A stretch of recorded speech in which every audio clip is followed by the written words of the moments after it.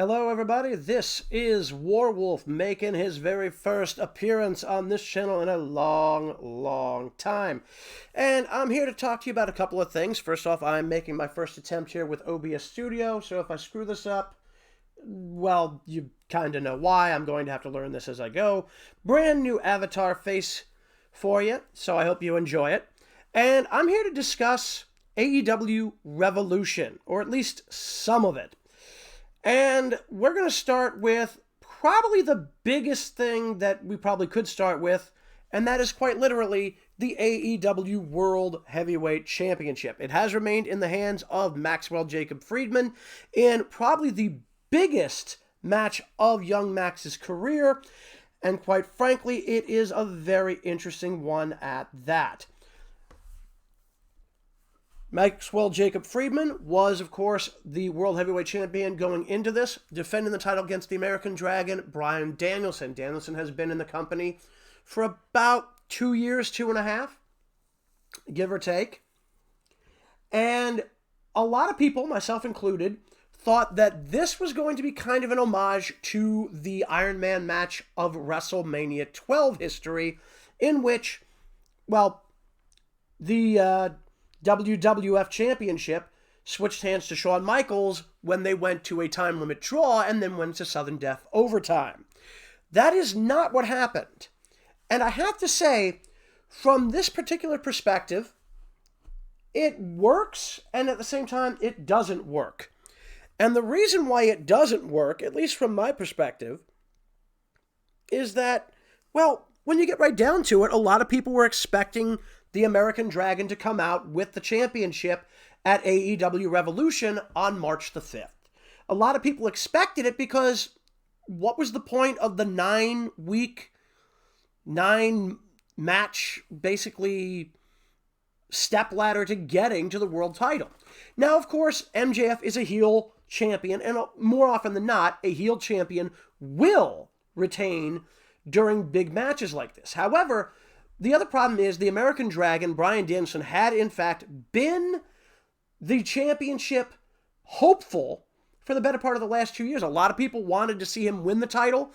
A lot of people thought he had some great matches with Hangman Adam Page during his reign. And of course, everybody knows the sheer amount of success that the Blackpool Combat Club has had since that faction was formed in the company. So let's call a spade here. Most people expected, yeah, we were going to get the American Dragon, Bryan Danielson, winning his first AEW World Heavyweight Championship. And it felt like this is probably what they should have done. Here's the kicker. From a storyline perspective, I do feel it makes sense, even if I'm not a big fan of it. And I'll explain it to you in one basic word why. Psychology. This match had some very unique psychology going into this particular main event. Now, bear in mind, they already had a great show almost from top to bottom. I had one or two minor issues, and I'll get to those in a later video. But from a pure psychology standpoint, I can almost understand this. Bryan Danielson has long been depicted as a wrestler's wrestler, the thinking man's wrestler. He was trained by Shawn Michaels. He was trained with aid from William Regal, who helped him to develop as a wrestler over the years. Like, if you've seen the storylines that they've been depicting in AEW, you know what I'm talking about. It's not that hard to understand. One moment here, just a second. Sorry about that. When you've got a belch coming, you got a belch. Anyway, the AEW World Championship was in the Dragon's sights, and MJF was desperate to keep it. So what do you do when you're in a situation where you feel like you're kind of up against the wall against somebody who is, in many ways, viewed as a superior competitor? You try to get into their head, and holy God, is that what happened in the build-up to this match. First off, all the credit in the world to MJF from a storyline standpoint. Trying to find a way to take a body part away from Danielson made all the sense in the world. And we know he loves the LaBelle lock. Whether you called it the yes lock or the no lock in WWE, it has always been the LaBelle lock outside of it. And it is his most well-known submission hold. Not the only one, but his best known.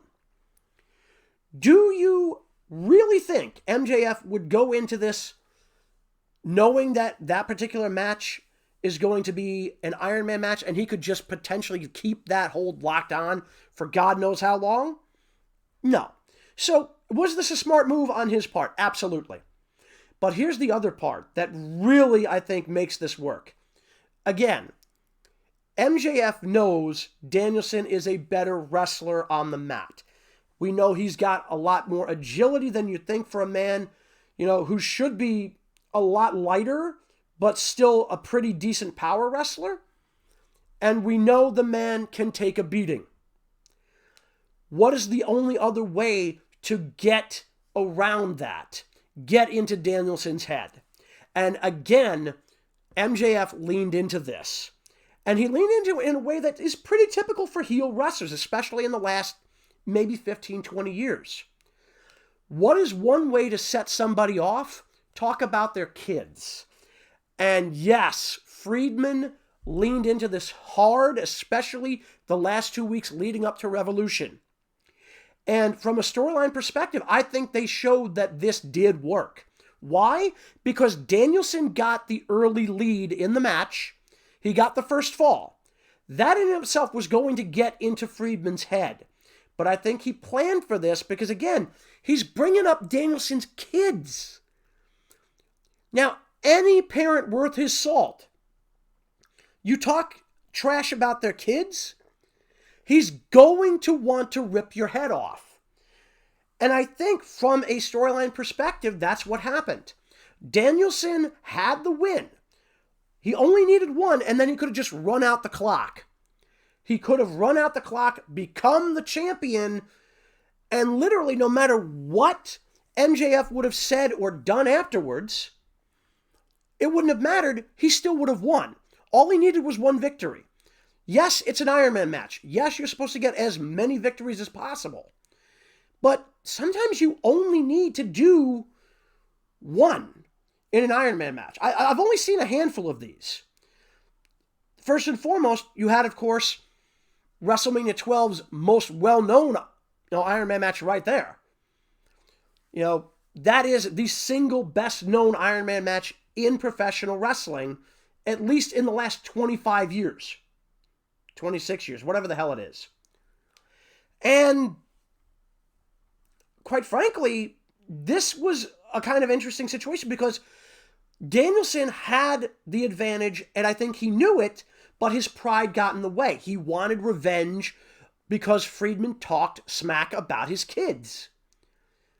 This was all the advantage MJF needed. And he took advantage of it full bore. He got to the point where he took a low blow, took another DQ, in this case, or I should say another loss by DQ, and ended up using it to sustain not one, but 2, and then 3 victories against Danielson.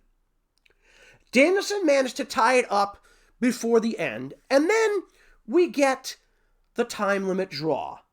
And the crowd is obviously enraged. Now, they could have ended it there and continued the feud that way.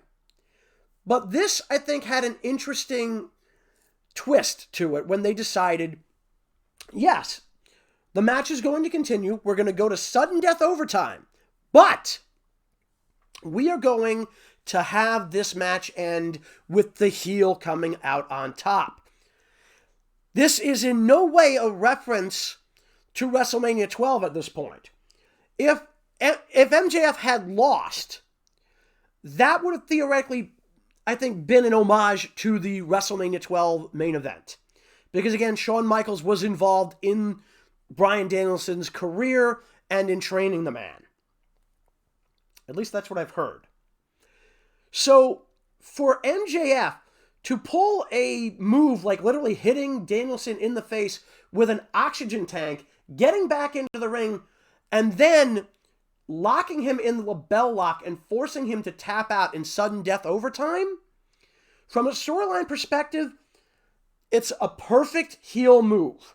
From the perspective of a fan, a lot of us were upset with it, but it works from a storyline perspective. And I do believe that they are going to continue the storyline. We know that Danielson said he was going to go home. We don't know what that means. Now, this could mean, by the way, that he's also just going over to Ring of Honor, as a number of wrestlers are kind of splitting off from AEW to become part of a seemingly dedicated AEW roster, at least for now. Eddie Kingston is one of those individuals doing so.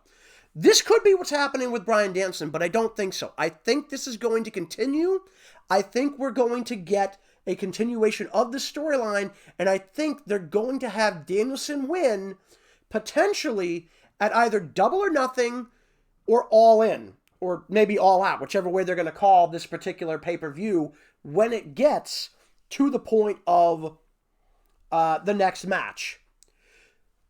Is Danielson going to retain the same swagger that he had going into this match? No.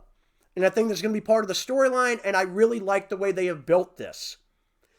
This is going to be an interesting development no matter which way you look at it.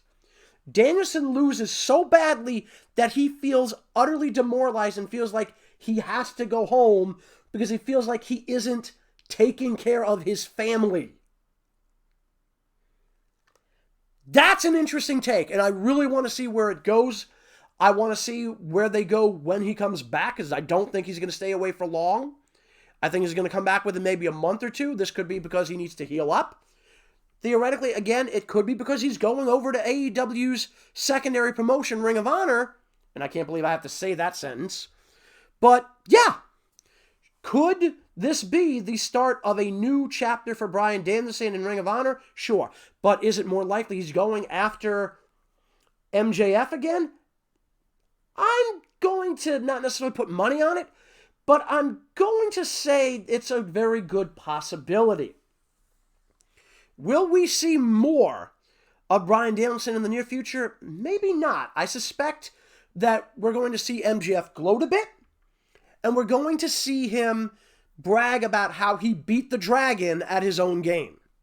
At some point, this will be too much for Danielson to take. He'll come back, they'll have a match, and they will end up with Danielson potentially winning. And it may not even be for the world title, but Danielson, I think, will win the next match, and then I think they'll have a rubber match, which is basically, if they're 1-1, the final match of the set would be called the quote-unquote rubber match. I don't know where that even came from. But, yeah, that's where I think they're going with this. I think we're going to see at least 3 matches out of Danielson and MJF. It may or may not have Danielson winning the world title in the second match, but I do believe if they go to 3 bouts, I think we're going to see MJF drop the title potentially to Danielson. Because at this point, they don't really seem to have a direction for Danielson. And they don't seem to have a direction for MJF other than each other. And at this point, even if Danielson is stepping back from the storyline for a while, whether, again, that's because of the storyline or because he's legitimately going off to heel or dealing with family issues, I don't know. But could we, in fact, see, a very quick return by Danielson? Maybe. But I think he'll be gone for a little while, and I think MJF will start to feel very secure in himself, very, comfortable in his position as the world champion, because he's not going to defend the title constantly. He's going to be in situations where he'll be forced to defend the title. And then I think Danielson's going to come back and say, you know what, Max? You almost did it. You almost got me to give up the thing I love most outside of my family, but my family has reminded me why I fought so long to get back into the ring, and I'm not going to let them down, or myself, or these fans. I'm going to become the world heavyweight champion at your expense, so shine the belt up, because I'm coming for it. This has been kind of a ramble, I admit. This is my first time doing this with OBS, and I'm not entirely sure how good this video was, but this is a first test. So please enjoy it for what it is. Just remember, I am dealing with OBS for the first time. I am going to be doing more videos like this in the near future, I hope. And we'll go from here. So if you like this video, then you're kinder than I gave you credit for. But please give me a like, a thumbs up, obviously, is always going to help in the algorithm. Please subscribe to the channel. Hit that notification bell, as it's going to help, as I'm going to try to start doing more of these videos more and more often.